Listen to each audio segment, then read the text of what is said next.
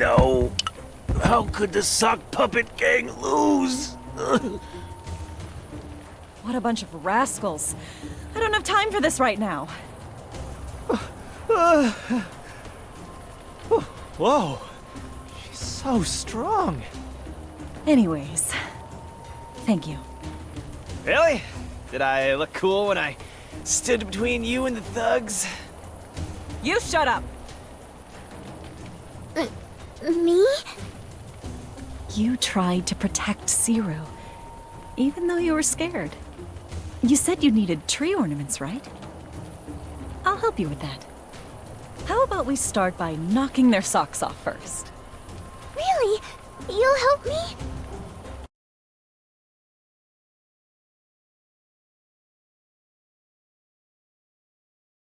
Well, I just need to know one thing first. Could you tell me about Eternal Holiday and its administrator? Okay, where should I start? So, in our town, it's always been snowing. The adults say that the snow makes it hard for them to grow food or make things. And everyone who said they were moving away was never heard from again. Oh, and the tree ornaments. Do you see the big tree in the middle of our town? About the administrator. I don't know her name or much about her. I only know that she's the administrator because everyone calls her that. She comes to the village once a month to look at the tree. It's said that if we fill the tree completely with ornaments, the top will light up. And that's the only thing that would make the administrator happy. But we've never been able to get the top of the tree to light up. So the administrator has never been happy. But it doesn't sound like she's ever been mad either. So isn't it fine to just ignore the tree and leave the administrator alone then? Well, that's what we used to do. Then the sock puppet gang appeared out of nowhere. You remember that the people who left the town never returned, right? People got tired of being judged poorly all the time. They banded together to become a group. They started to say that maybe if we make her happy just the once, then she'll never come again.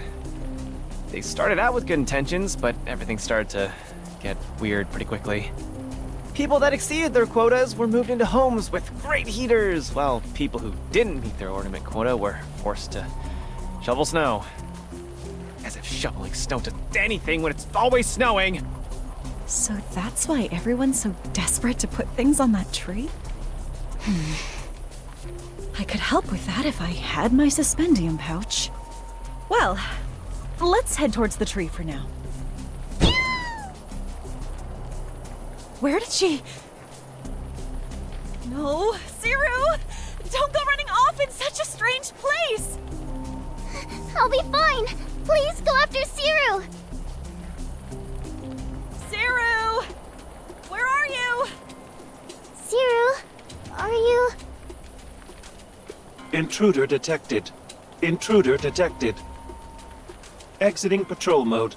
Entering fortress mode. Exterminate the intruder.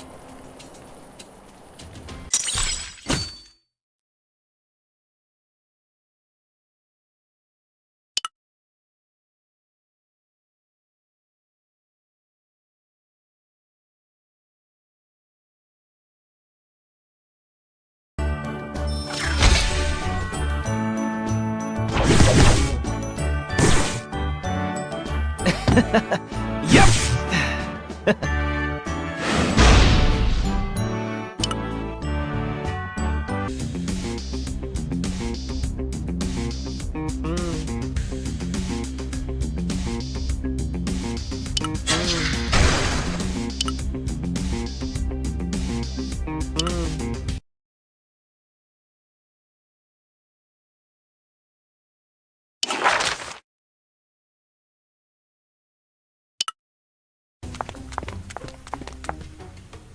Siru!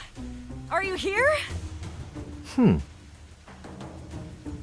No wonder this present seemed familiar.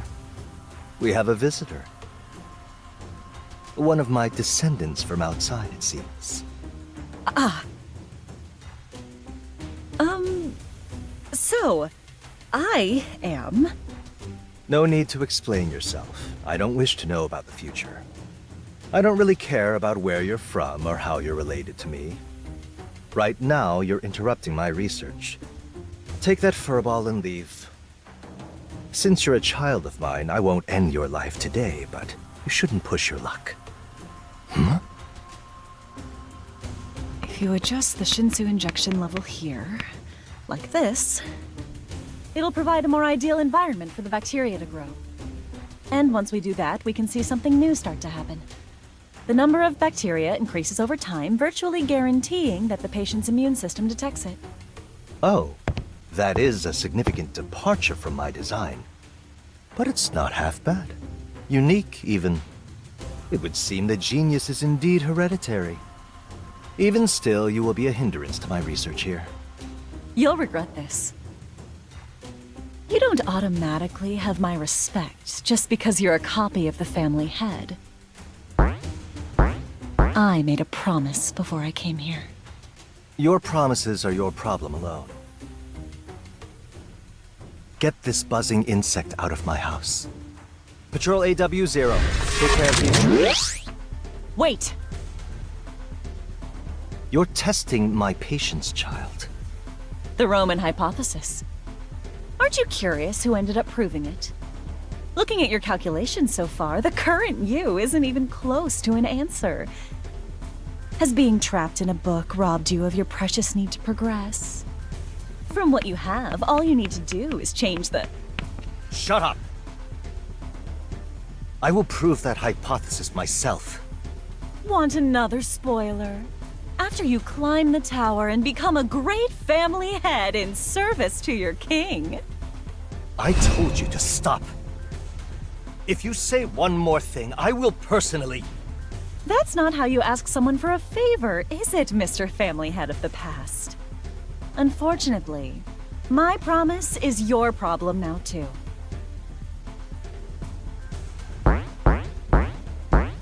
I'm here to cure this rabbit. It's suffering from chronic heat stroke. Cause unknown. The future you cured someone's incurable disease after reading this book to them. You cure this rabbit. I get out of your hair. Deal? That's hardly a surprise. This book concludes with a miracle no matter what.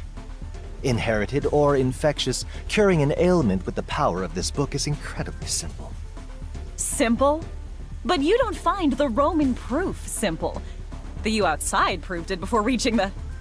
Shut up!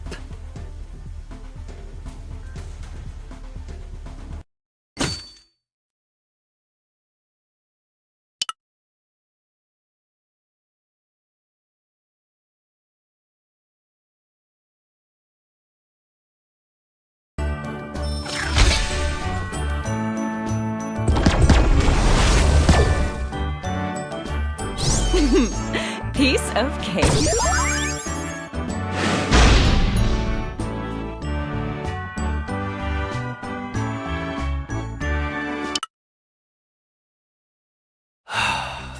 So you want more information then?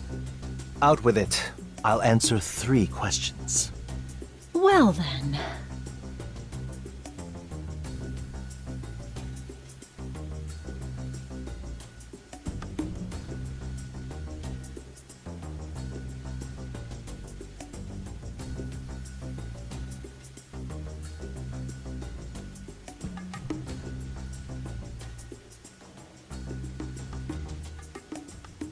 As you might have already surmised, this is a space created for me by the me outside. As new regulars continue to enter the data world, dealing with them became increasingly annoying for us. Many of them were rowdy. The big readers mostly kept them in line, but enough was enough. As I created my own isolated separate research space, Data Zahard came to me saying that he'd received a mirror from the Zahard outside. It was the same mirror used to record our data. He was told to use it to copy us to create a hidden floor within the hidden floor. All of us went along with it, with the exception of Adan and myself, since I had already built my own research space within this book.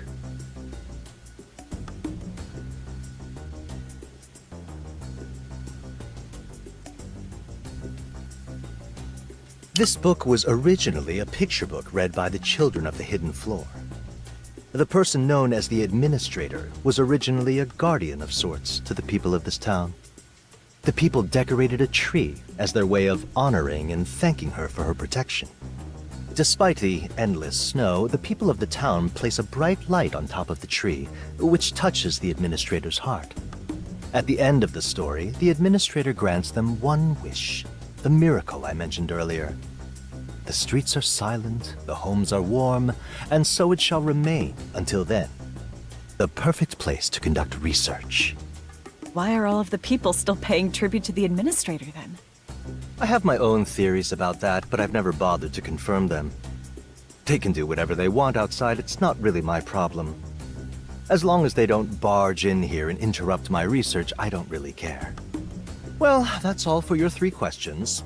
As someone who has inherited my genius, I'm sure you know what to do from here. The first step to proving the Roman conjecture is...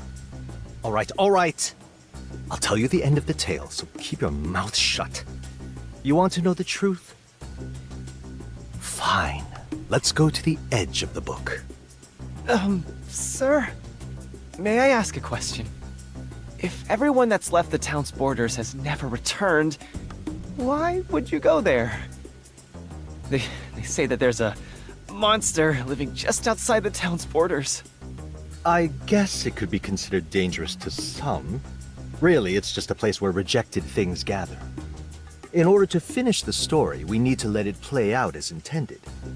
Which means we need to light the top of the tree to impress our dear Administrator. And the edge of the book, or the town's borders, is where various bits of the story that have been washed away end up.